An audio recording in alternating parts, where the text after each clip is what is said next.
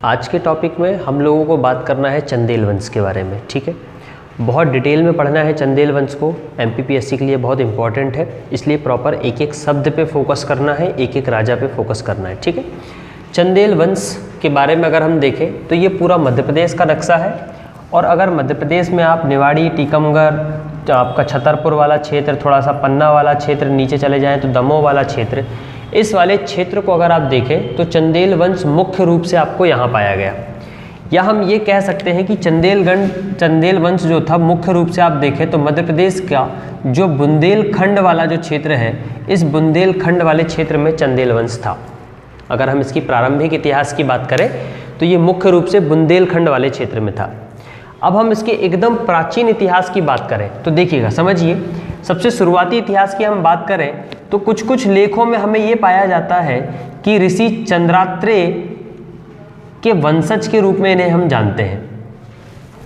ये जो चंदेल है, ये ऐसा माना जाता है, लेखों में हमें ये पाया गया है कि ऋषि चंद्रात्रेय नाम के एक व्यक्ति थे, उनके वंशज हैं कौन? चंदेल, जो कि किसके पुत्र हैं? आत्री के पुत्र हैं। दो चीज़ें आपको यहाँ से पता चलेगी कि ऋषि चंद्रात्रेय जिसका पुत्र आत्री थे, उनके वंशजों में उन्हीं के वंशज हैं चंदेल, जिनको आज हमें पढ़ना है। एक बात। दूसरी बात, हमको एक और जानकारी ये मिलती है कि ऐसा माना जाता है कि लगभग 36 राजपूत होते थे पहले, लगभग 36 राजपूत होते थे। उन्हीं राजपूतों 36 राजपूतों में से एक है कौन? चंदेल।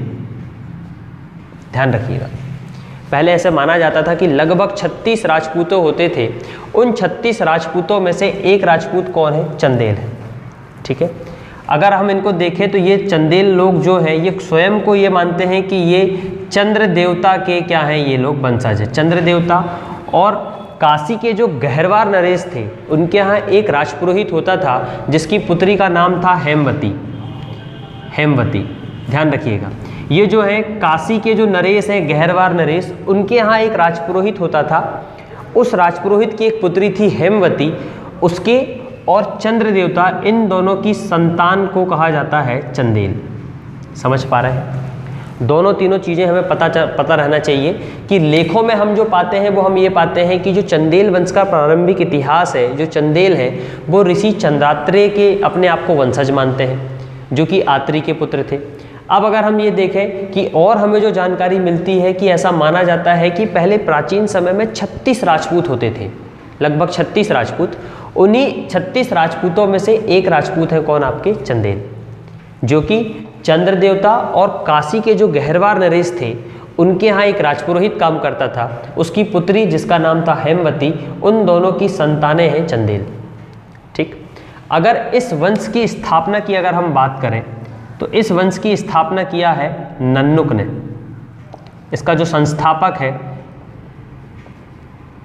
इस वंश का संस्थापक नन्नुक। अब आप देखिए यहाँ पे चंदेल वंश, ये तो हुई केवल प्रारंभिक बातें। ये जो चंदेल वंश आप देख रहे हैं, इसकी स्थापना शुरुआत में की है नन्नुक ने। ऐसा माना जाता है कि शुरुआत में ये लोग प्रतिहारों के सामंत थे। प्रतिहार वंश जो कि आप लोगों को पढ़ेंगे अभी, इन प्रतिहार वंशों में उन्हीं के सामंत के रूप में चंदेल काम करते थे। आपको पहले भी मैंने बताया है कि राजपूत लोग जो होते थे, पहले किसी न किसी के अधीन रहते हुए सामंत के रूप में काम करते थे। और जब वो सामंत के रूप में काम करते थे तो आगे चल के उन्होंने भी अपने एक साम्राज्य की स्थापना की है। उन्हीं में से एक साम्राज्य आपको मिलेगा चंदेल वंश। तो ये शुरुआत में किसके अधीन थे? प्रतिहारों के अधीन थे। आगे चल के प्रतिहार और चंदेलों के बीच में भी युद्ध होगा, फिर एक चंदेल राजवंश स्वयं से स्वतंत्र राजवंश बनेगा। ये सारी कहानी हमको पढ़ना है। अगर हम इस चंदेल वंश की राजधानी को देखें तो शुरुआत में इन्होंने अपनी राजधानी शुरुआती तौर में ही इनकी एक राजधानी थी जिसका नाम था खजुराहो। आज जिसको आप छतरपुर जिले में जो खजुराहो क्षेत्र सिटी है, बहुत खूबसूरत सिटी है, मंदिरों के लिए बहुत जानी जाती है। वहाँ पे जो मंदिर बनवाए गए हैं वो चंदेल वंशों के राजाओं ने ही बनवाए हैं। आज जो खजुराहो आप देख रहे हैं, इसको पहले में खजुरवाहक के नाम से जाना जाता था, खजुरवाहक।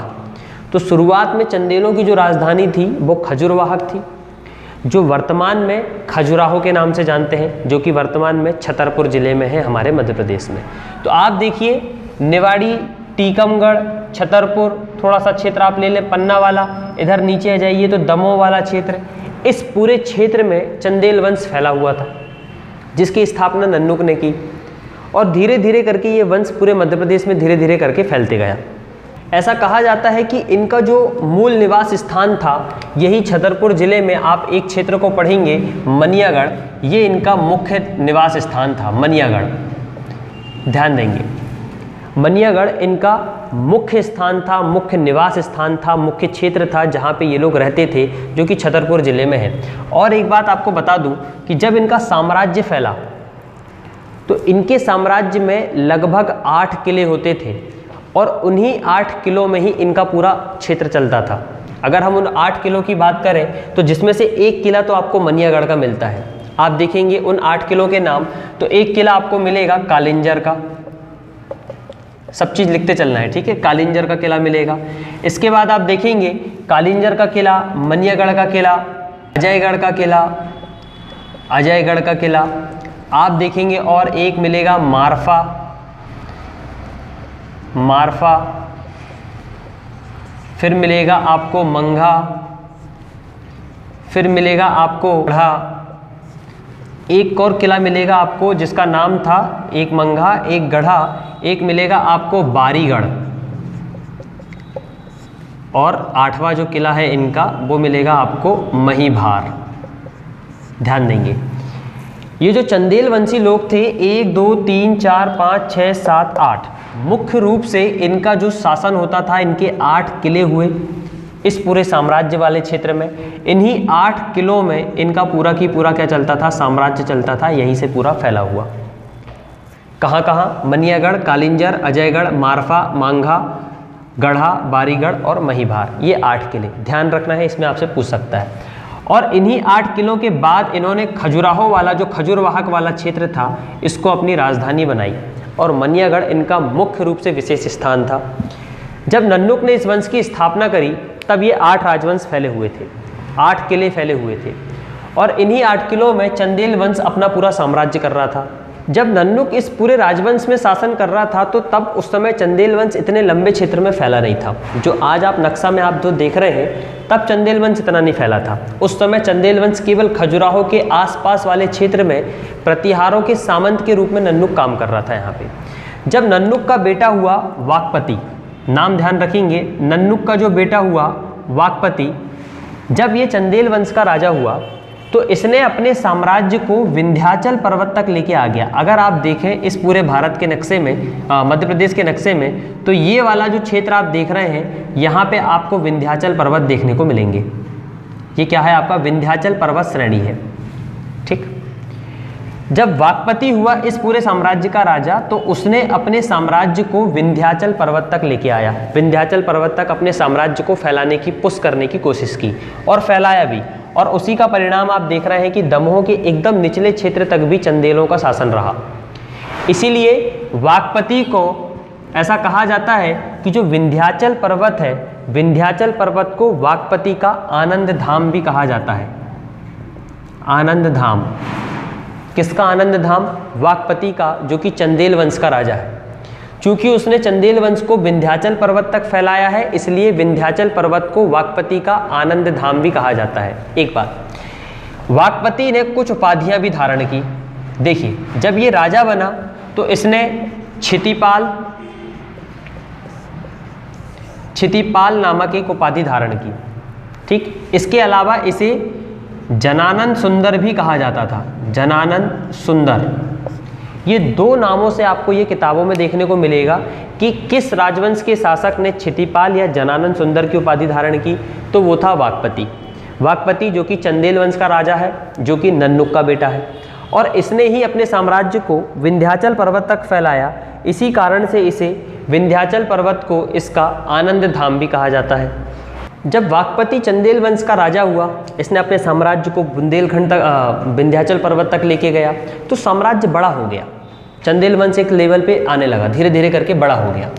अब वाकपति के बाद जब उसका पुत्र हुआ जिसका नाम था जयशक्ति, ठीक है, ये किसका पुत्र है? वाकपति का पुत्र है।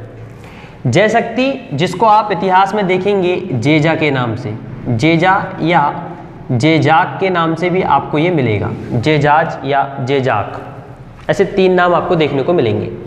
जब जयशक्ति इस चंदेल वंश का साम्राज्य का राजा हुआ, जब जयशक्ति इस पूरे साम्राज्य का राजा हुआ, तो जिस क्षेत्र में चंदेलों का साम्राज्य था उस क्षेत्र को क्या कहा जाने लगा? जेजाग भुक्ति। ध्यान रखिए, चंदेलों के साम्राज्य को ही जेजाग भुक्ति कहा जाता है, क्योंकि उसके वंश का एक राजा था जेजाक नामक का, जेजा नामक का, जिसका मूल नाम जयशक्ति था। जब वो राजा हुआ तो चंदेलों का प्रदेश जेजाग भुक्ति के नाम से जाना जाने लगा। किसका बेटा है ये? विंध्य शक्ति का बेटा है। अब आप ध्यान देंगे, जब इसका बेटा हुआ, जेजाग भुक्ति की शादी हुई, जेजाग भुक्ति के नाम पे चंदेलों का जो प्रदेश हुआ वो प्रदेश का नाम हो गया जेजाग भुक्ति।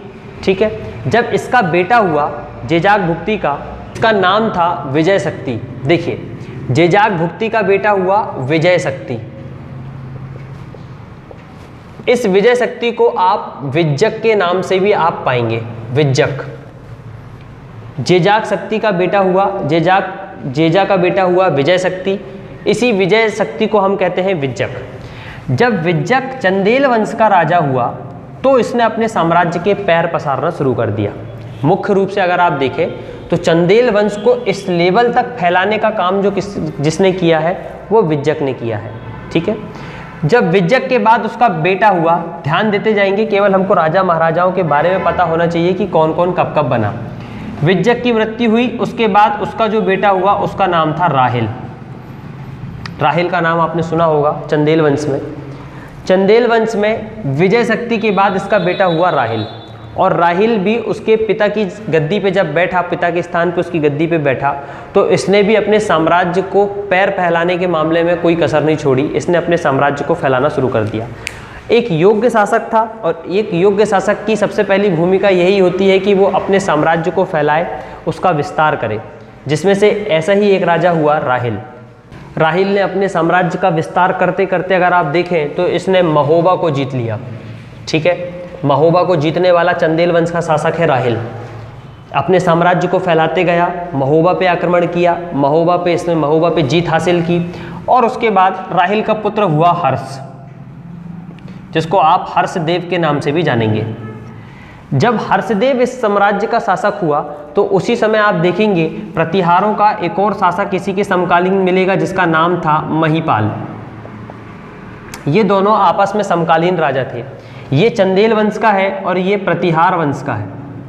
महिपाल प्रतिहार वंश का शासक है।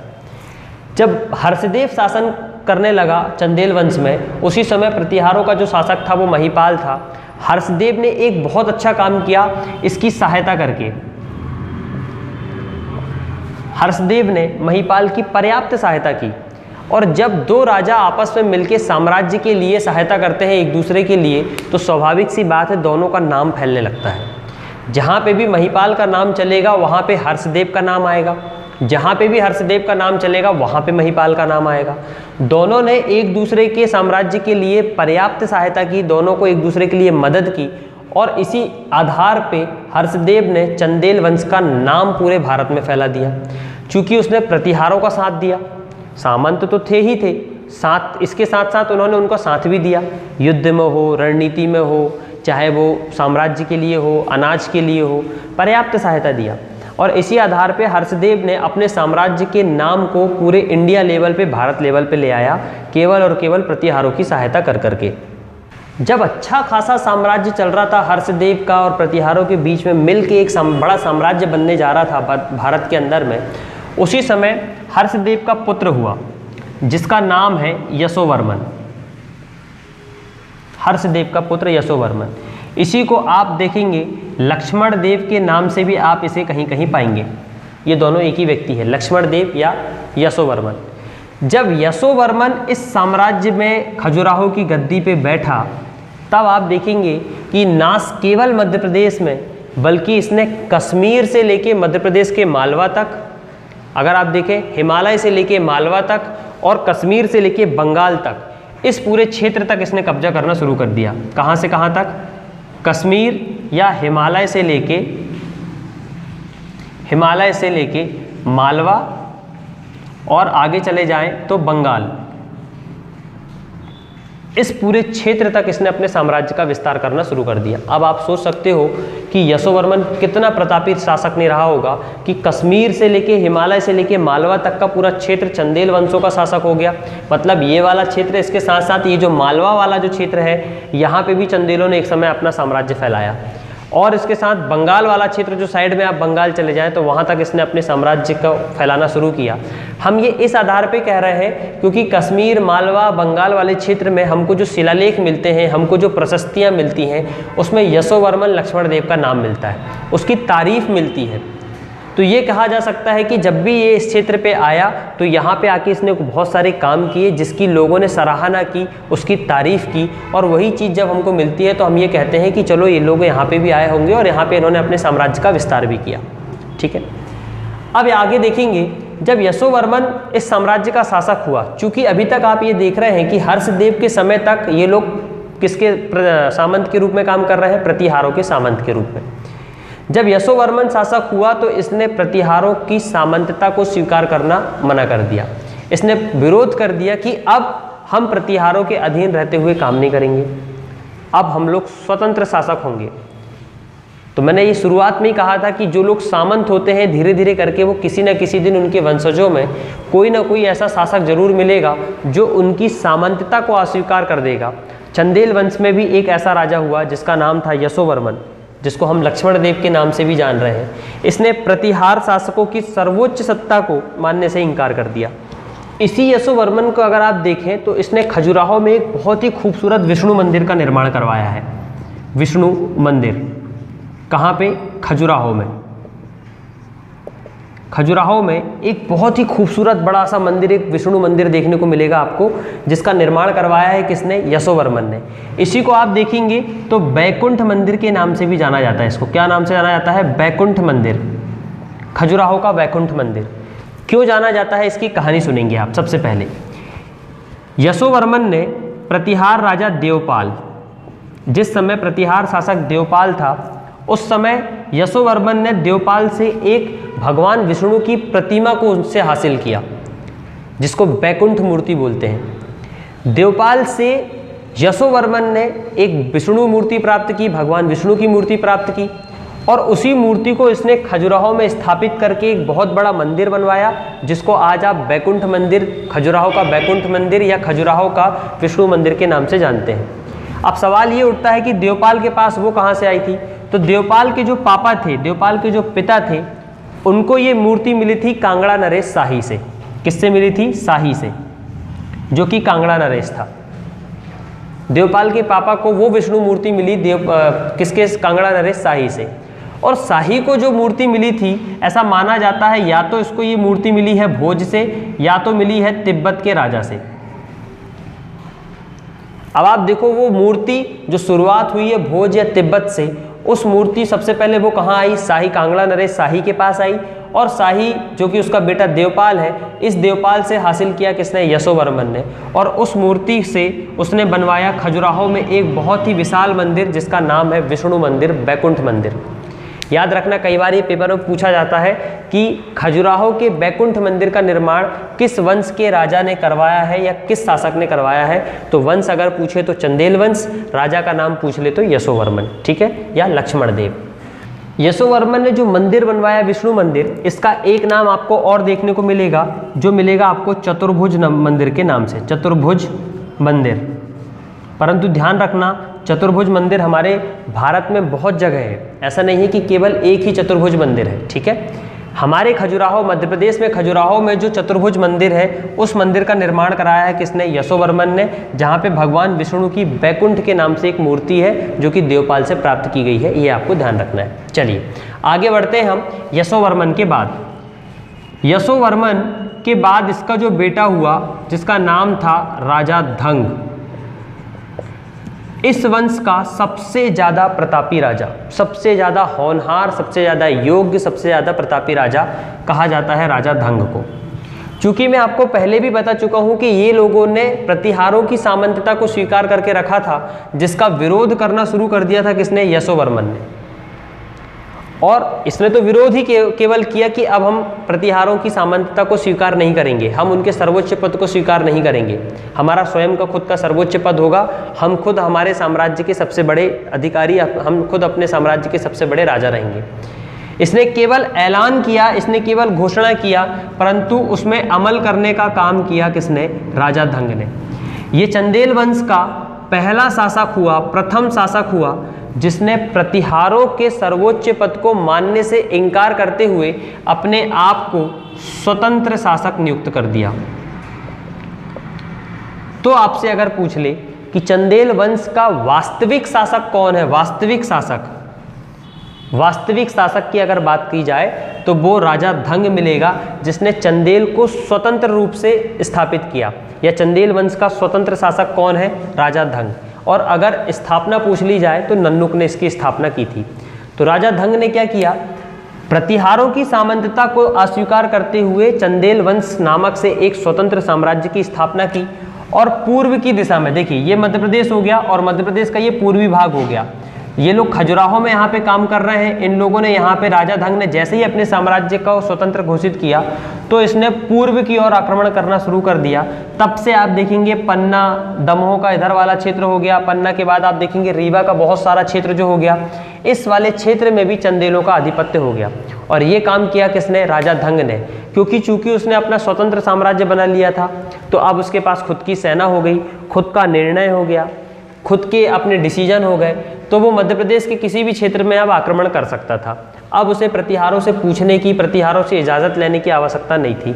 तो इसलिए उसने मध्य प्रदेश के पूर्वी वाले क्षेत्र में और मध्य प्रदेश के बाहर भी पूर्वी वाले क्षेत्र में उसने आक्रमण करना शुरू कर दिया, बिहार, यूपी वाले क्षेत्र में, और वहाँ तक अपने साम्राज्य को फैलाने की कोशिश की। चूँकि इसके शासनकाल में भी चंदेल वंश की स्थापत्य कला बहुत अच्छी थी, इसने भी अपने शासनकाल में कुछ मंदिरों का निर्माण कराया है, जिसमें से मुख्य रूप से आपसे 2 मंदिरों के बारे में पूछा जाता है जो कि खजुराहो में बने हुए हैं। एक मिलेगा आपको पार्श्वनाथ का मंदिर, पार्श्वनाथ का मंदिर, ठीक है, पार्श्वनाथ का मंदिर मिलेगा आपको, एक ये मंदिर मिलेगा। और ध्यान रखना ये जैन मंदिर है। पार्श्वनाथ का जो मंदिर है ये जैन मंदिर है, जिसकी स्थापना करवाया था, जिसका निर्माण करवाया था राजा धंग ने। इसके अलावा भी आपको एक और मंदिर मिलेगा, विश्वनाथ का मंदिर। इन दोनों मंदिरों को आपको ध्यान रखना है, पार्श्वनाथ और विश्वनाथ, ये दोनों मंदिरों का निर्माण किसने करवाया है? राजा धंग ने। तो आपसे पूछेगा किस चंदेल वंश के शासक ने खजुराहो में जैन मंदिर का निर्माण करवाया है और उस जैन मंदिर का नाम क्या है? तो जो पार्श्वनाथ का जो मंदिर है खजुराहो में, इसका निर्माण करवाया है राजा धंग ने, जो कि एक जैन मंदिर है। इसके साथ ही इन्होंने एक विश्वनाथ का मंदिर भी निर्माण करवाया है। और भी बहुत सारे मंदिर हैं, ऐसा नहीं है कि केवल यही 2 मंदिर हैं, परंतु केवल जो एग्जाम के लिए इंपॉर्टेंट है वो केवल ये 2 मंदिर हैं। दोनों को आपको ध्यान रखना है, जिसका निर्माण किसने करवाया है? राजा धंग ने। जिस समय राजा धंग का चंदेल वंश में शासन होने लगा, उसी समय हिंदू शाही का जो राजा था जयपाल, उसके ऊपर सुबुक्तगीन ने आक्रमण कर दिया। सुबुक्तगीन आप देखेंगे, जो हम मुस्लिम धर्म पढ़ेंगे, जब हम लोग अरबी आक्रमण पढ़ेंगे तब मैं आपको बताऊंगा सुबुक्तगीन कौन था।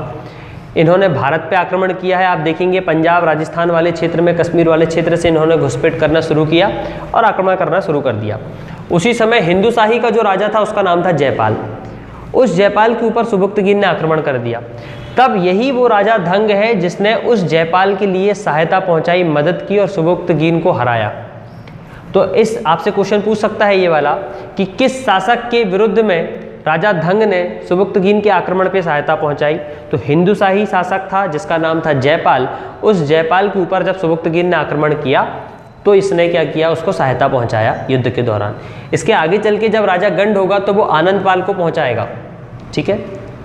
जब उसके ऊपर गौरी शासक आक्रमण करेंगे तब वो आनंदपाल को पहुंचाता है सहायता। तो दोनों चीज़ें आपको क्या करना है? ध्यान रखना है।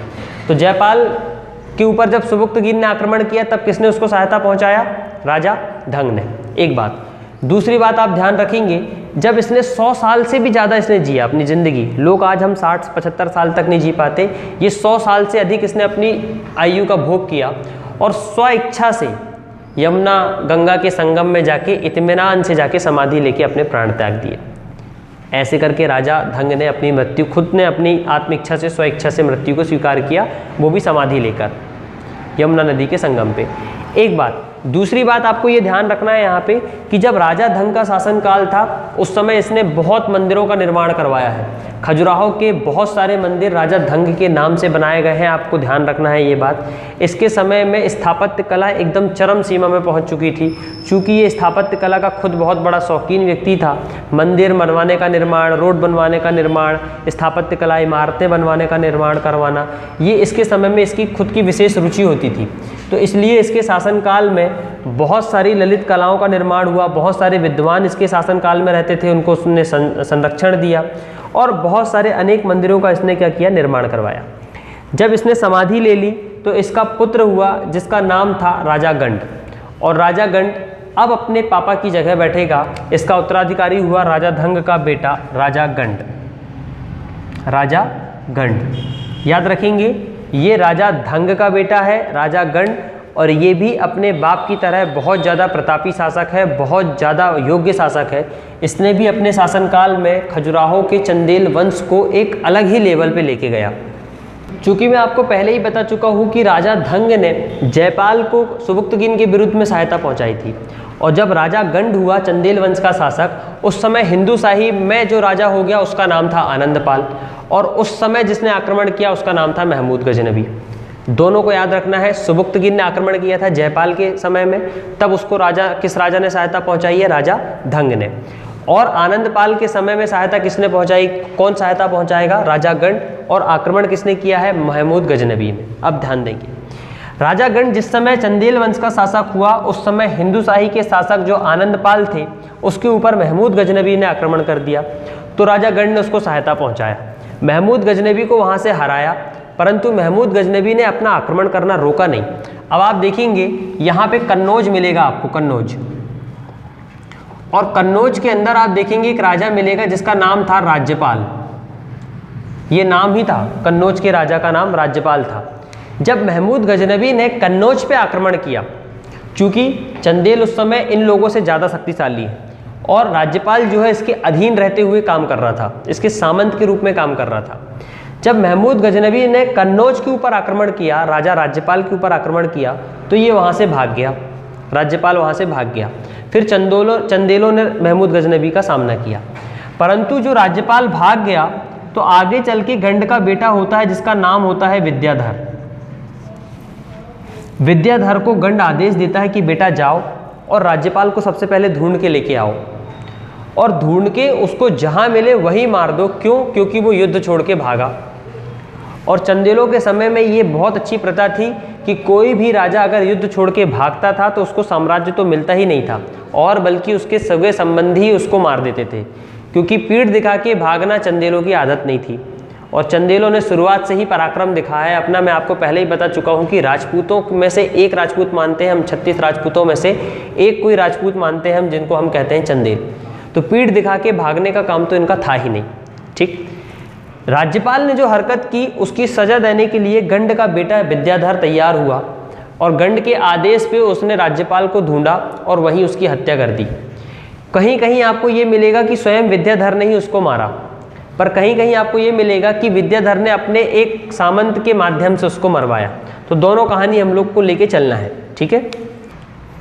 अब चंदेल वंश का जो राजा हो गया है विद्याधर हो गया है। यहाँ पे जो चंदेल वंश है इसका शासक है विद्याधर। अब भी हमने थोड़ी देर पहले ये चीज़ देखा है कि गंड ने विद्याधर को आदेश दिया था कि जाओ राज्यपाल को मार के आ जाओ। अब एक लोक श्रुति में हमें ये पाया जाता है कि विद्याधर ने उस राज्यपाल को स्वयं मारा है। दूसरी लोक श्रुति में ये माना जाता है कि विद्याधर का एक सामंत था जो कि ग्वालियर वाले क्षेत्र में निवास करता था। ध्यान देंगे यहाँ पे, ये जो ग्वालियर वाला जो क्षेत्र है, इस वाले क्षेत्र में विद्याधर का एक सामंत था जो कि किस वंश से था? कच्छप घात वंश से था। कच्छप घात वंश से था। कच्छप घात वंश का एक शासक था जिसका नाम था अर्जुन। विद्याधर ने उस राज्यपाल को मारने के लिए, ऐसा कहा जाता है, इस अपने सामंत, ग्वालियर के सामंत जो कि कच्छप घात वंशी था जिसका नाम था अर्जुन, उसको आदेश दिया कि राज्यपाल वहीं कहीं है, छुपा हुआ है, उसको पकड़ो और मार दो। तो ऐसा माना जाता है कि राज्यपाल को मारने का काम किया है अर्जुन ने। परंतु लोक श्रुतियों में फेमस हो गया कौन? विद्याधर की विद्याधर ने मारा है। दोनों चीज़ें आपको पता होना चाहिए कि मारा विद्याधर ने है, और एक बात ये भी पता होना चाहिए कि ग्वालियर में उसका जो सामंत था जिसका नाम था अर्जुन, जो कि कच्छप घात वंश से संबंध रखता था, उसके माध्यम से उसने राज्यपाल को मरवाया। तो अब इसकी इस कृत्य को लेके स्वाभाविक सी बात, इसने ये काम किया, अपने पिता के आदेश को पूर्ण किया, तो फेमस तो हो गई होगा। और आने वाले समय में चंदेल वंश का अगला राजा बन जाता है विद्याधर। जब विद्याधर चंदेल वंश का शासक हुआ तो इसके समय में चंदेल साम्राज्य एकदम चरम पे पहुंच चुका है, एकदम बहुत बड़ा साम्राज्य बन चुका है, बहुत समृद्ध साम्राज्य बन चुका है। क्योंकि विद्याधर एक तो योग्य शासक था, विद्वान भी था, कूटनीतिज्ञ भी था। आप इसके द्वारा किए गए कृत्यों को अगर आप बहुत गौरपूर्वक समझें तो आप पाएंगे कि एक पढ़े लिखे व्यक्ति द्वारा की गई समझता है, ये एक प्रकार का क्या है, उसके द्वारा किए गया ऐसा कार्य आप इसके देखने को मिलेंगे जिससे इसने अपने राज्य को तहस नहस होने से बचाया। आप देखेंगे कि जब विद्याधर इस साम्राज्य का शासक हुआ तब चंदेल वंश बहुत ही समृद्ध पूरा साम्राज्य बन चुका है। और इसी की समृद्धता को देखते हुए आपने तो देखा ही था कि हमारे भारत में, मध्य प्रदेश में आक्रमण हुए हैं महमूद गजनबियों के, मोहम्मद गौरी लोगों के, केवल और केवल लूटने के उद्देश्य से, ठीक है। और एक बहुत बड़ी सेना लेके इस समय आक्रमण किया किसने? महमूद गजनबी में, महमूद गजनबी। इस महमूद गजनबी ने चंदेल वंश की समृद्धता को देखते हुए, उसकी धन संपदा को देखते हुए विद्याधर के ऊपर आक्रमण करना शुरू किया।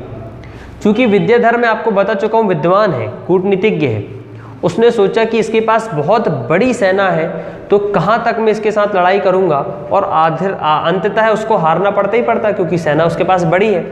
इसलिए उसने अपना कूटनीतिक दिमाग चलाया और महमूद गजनबी के पास एक शांति प्रस्ताव पहुँचा के बोला कि भैया एक काम करते हैं, युद्ध न करके दोनों के बीच में संधि कर लेते हैं, क्या चाहिए तुमको बताओ। अब महमूद गजनबी को क्या लेना देना था युद्ध करके, क्यों वो अपने सैनिक को मारे, क्यों लड़ाई झगड़ाई करे, जब उसको आयता बना बनाया चीज़ मिल रही है तो उसको कोई दिक्कत ही नहीं। विद्याधर ने एक समझौता किया महमूद गजनबी के साथ और महमूद गजनबी ने इस विद्याधर को तोहफे के रूप में 15 किले और दे के गया और थोड़ी बहुत धन संपदा लेके वो वापस चला गया। देखो अगर युद्ध करता तो स्वाभाविक सी बात है कि 15 किले तो मिलते नहीं और जो कुछ है वो भी चला जाता, एक बात। दूसरी बात ये कि एक तो शासन भी चला जाता, साम्राज्य भी तहस नहस हो जाता। इसी को कहते हैं कि बुद्धिमत्ता, कई बार आपको कूटनीतिक दिमाग से काम लेना चाहिए। तो महमूद गजनबी के साथ किस शासक ने संधि किया? विद्याधर ने, और अपने साम्राज्य को तहस नहस होने से बचा लिया।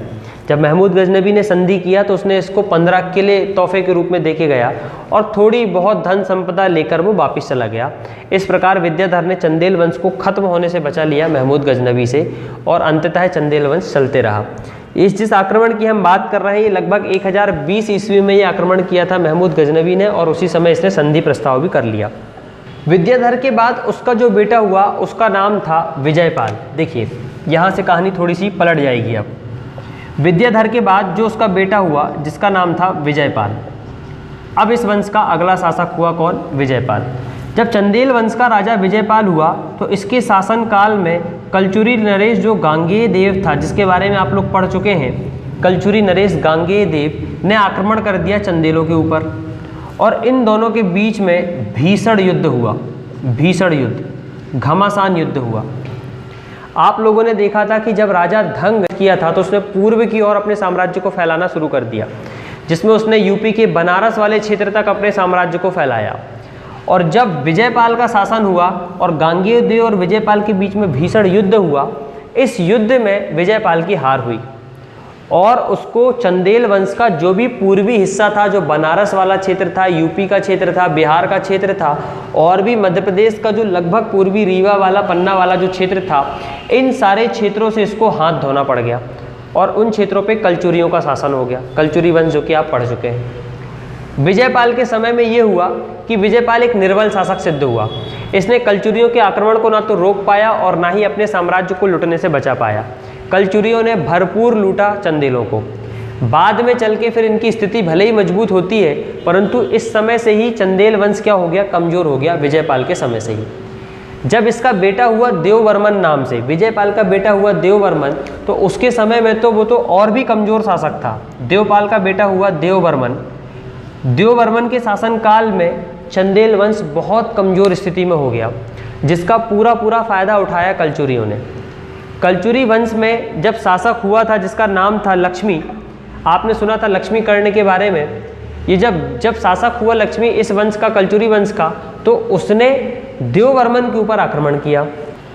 चूंकि लक्ष्मी कर्ण के बारे में आप जान चुके हैं, जिसको आप कर्णदेव के नाम से भी जानते हैं, जिसे हिंद का नेपोलियन भी कहते हैं, ये सब बातें आप पढ़ चुके हैं। और लक्ष्मी कर्ण को तो इंतजार ही था ऐसी सिचुएशन का कि जिस समय राजा कमजोर हुआ उस समय मैं आक्रमण करूंगा। देववर्मन जिस समय राजा हुआ चंदेल वंश का, उस समय चंदेल वंश बहुत ही कमजोर स्थिति में हो गया, जिसका फायदा उठाया लक्ष्मी कर्ण ने और सीधे सीधे आक्रमण कर दिया और उसके समय में देववर्मन को उसने पराजित भी कर दिया। तो कुल मिला के जो चंदेल वंश का जो शासन था वो किसके अधीन जाने लगा? कलचुरियों के अधीन जाने लगा।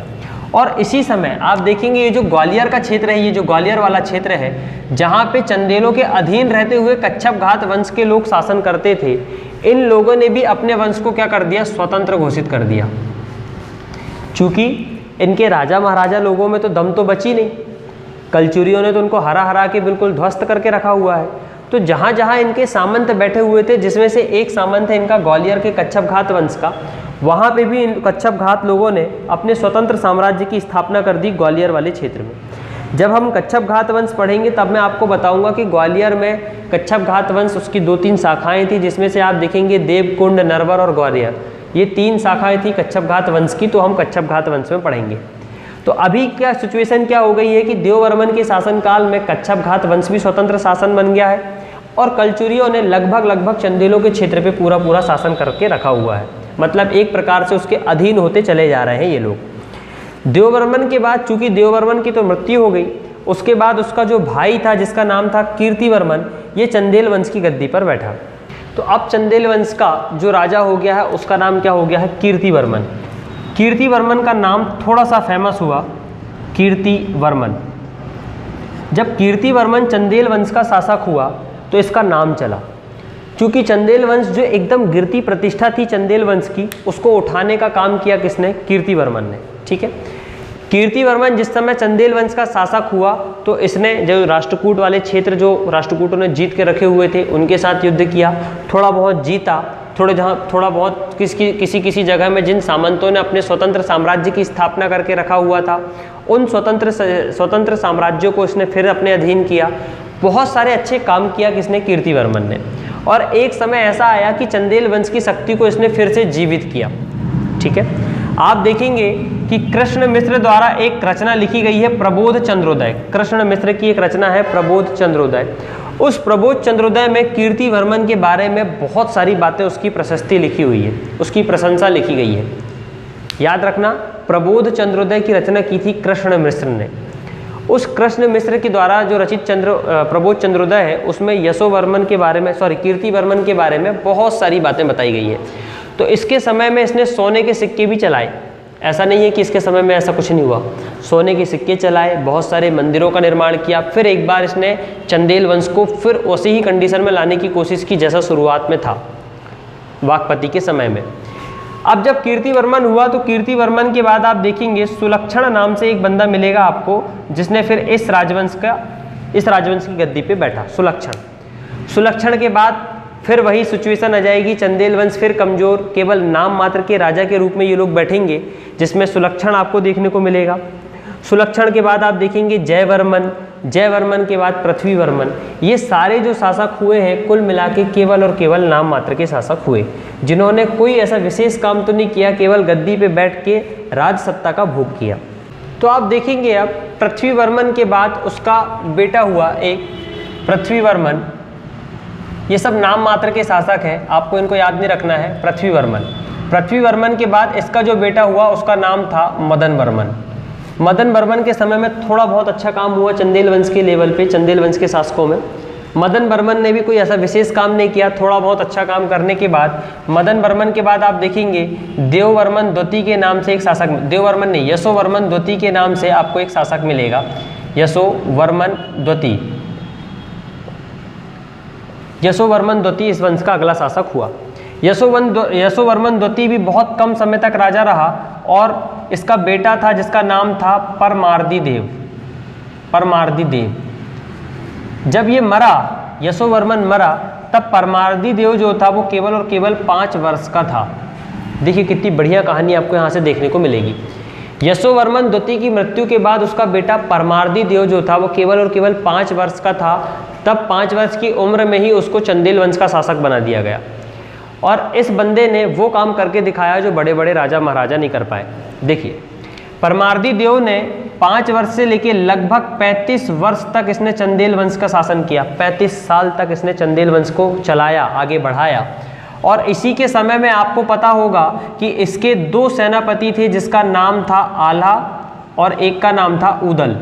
ये इसके 2 प्रमुख सेनापति थे परमार्दी देव के। कई बार आला उदल के बारे में आपसे पेपर में पूछा जाता है कि आला उदल किस शासक, किस वंश के सेनापति थे या किस राजा के सेनापति थे।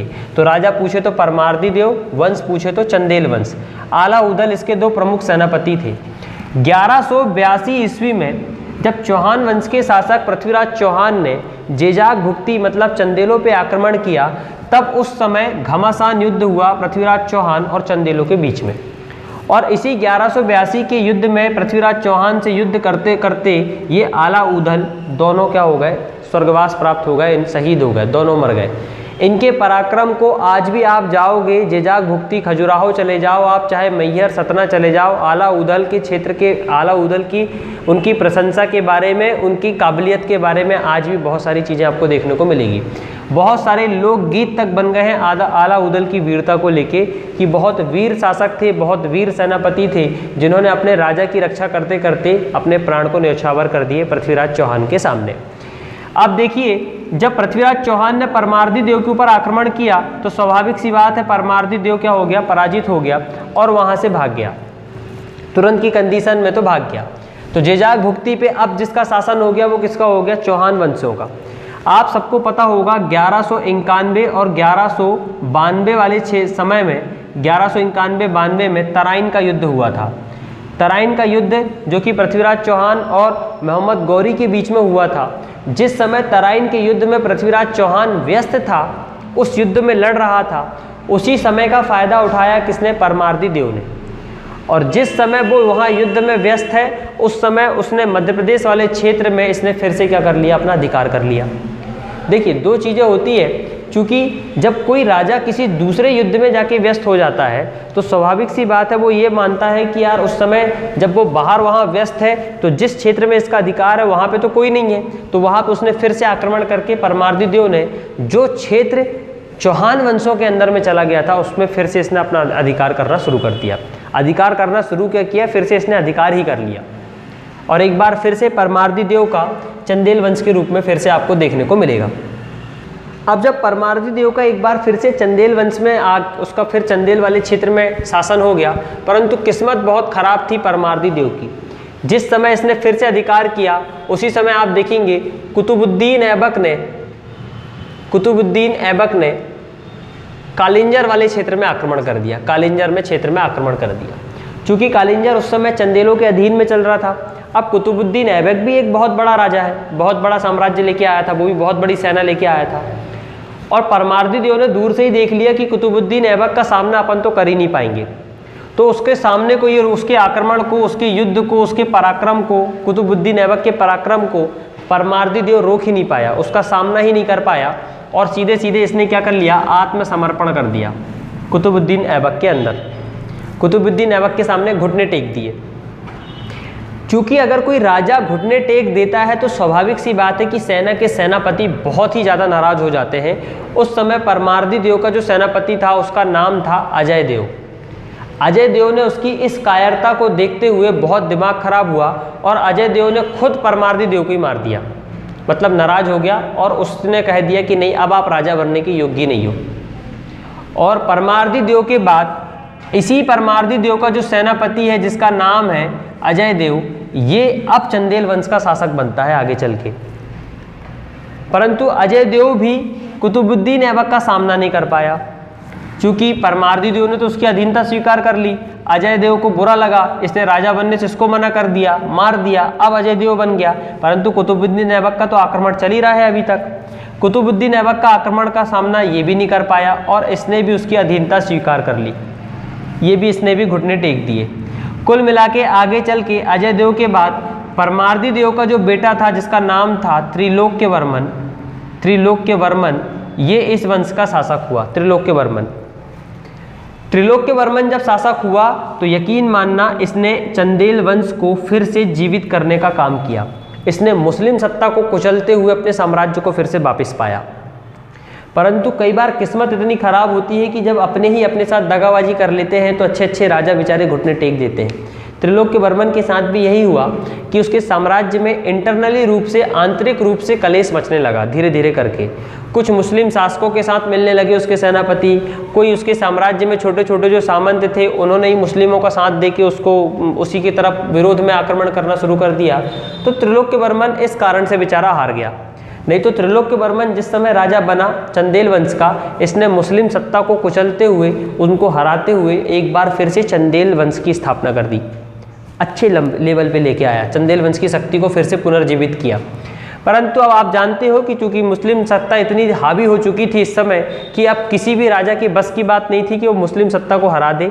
इस आधार पे आप देखेंगे कुतुबुद्दीन ऐबक के बाद उसी के जो सेनापति थे, उसके जो सूबेदार थे, उसके साथ जो उसके सैनिक लोग आए थे, जिसमें से आप देखेंगे अल्तमस नाम का एक बंदा था और एक और बंदा था जिसका नाम था साहिब किरानी। इन दोनों ने एक बार फिर आक्रमण किया और त्रिलोक्यवर्मन के साम्राज्य को नष्ट करने की पूरी कोशिश की। त्रिलोक्यवर्मन के बाद उसका जो पुत्र होता है वीरवर्मन, ये वीरवर्मन इस वंश का शासक हुआ। वीरवर्मन के बाद उसका उत्तराधिकारी हुआ भोगवर्मन और भोगवर्मन के बाद हुआ हम्मीरवर्मन। देखिए ये इस वंश के शासक की वंशावली है। आप देखेंगे त्रिलोक्यवर्मन के बाद इसका पुत्र हुआ वीरवर्मन, ठीक है। वीरवर्मन के बाद इसका जो पुत्र हुआ भोगवर्मन और भोगवर्मन के बाद इसका जो पुत्र हुआ हम्मीरवर्मन। और हम्मीरवर्मन जो है चंदेल वंश का अंतिम शासक है, अंतिम शासक। ये सारे के सारे जो शासक हुए हैं चंदेल वंश के, केवल और केवल नाम मात्र के शासक हुए। इन्होंने कुछ ऐसा विशेष काम कर ही नहीं पाए। मुस्लिम सत्ता इतनी हावी हो गई त्रिलोक्यवर्मन के बाद कि इन लोगों के बस की बात नहीं थी कि उनका सामना कर लें।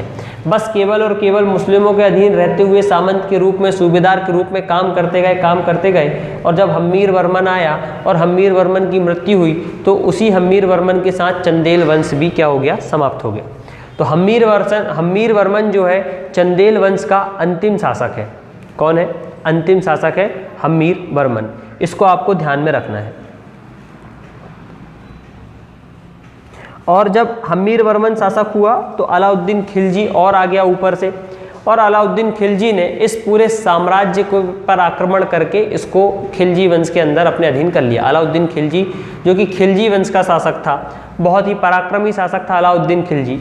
उसने चंदेलों के ऊपर आक्रमण करके संपूर्ण चंदेल वंश को अपने अधीन कर लिया और चंदेल वंश यहाँ आपका समाप्त हो जाता है। ये था मध्य प्रदेश का चंदेल वंश। अब आपको ये ध्यान रखना है कि चंदेलों के समय में कुछ मंदिरों का निर्माण हुआ है, जैसे चतुर्भुज मंदिर हो गया। आप देखते हैं विष्णुवर्मन वैकुंठ की मूर्ति लेके आया था यशोवर्मन ने देवपाल से, उस मंदिर का आपको ध्यान रखना है। पार्श्वनाथ का मंदिर आपको ध्यान रखना है। एक आपको ध्यान रखना है राजा धंग द्वारा जो 2 मंदिर बनवाए गए थे, एक पार्श्वनाथ का मंदिर बनवाया गया था, एक विश्वनाथ का मंदिर बनवाया गया। इन दोनों मंदिरों को आपको ध्यान रखना है, दोनों तीनों मंदिर का। खजुराहो की जो स्थापत्य कला है वो चंदेल वंश से संबंधित है, ये भी आपको ध्यान रखना है, ठीक है। और जो स्थापत्य कला है वो बैसर प्रणाली से बनाई गई है। आप सबको पता होगा कि उत्तर में अगर आप चले जाएं तो नागर शैली मिलती है, दक्षिण में चले जाएं तो आपको द्रविड़ शैली मिलती है। दोनों शैली को जब मिला के कोई शैली बनती है तो उसको कहते हैं वैसर शैली। और इसी वैसर शैली का उपयोग करके चंदेलों ने खजुराहो पे क्या बनाया है, मंदिरों का निर्माण करवाया है। ये चीज़ें आपको ध्यान रखना है। ये था आपका चंदेल वंश।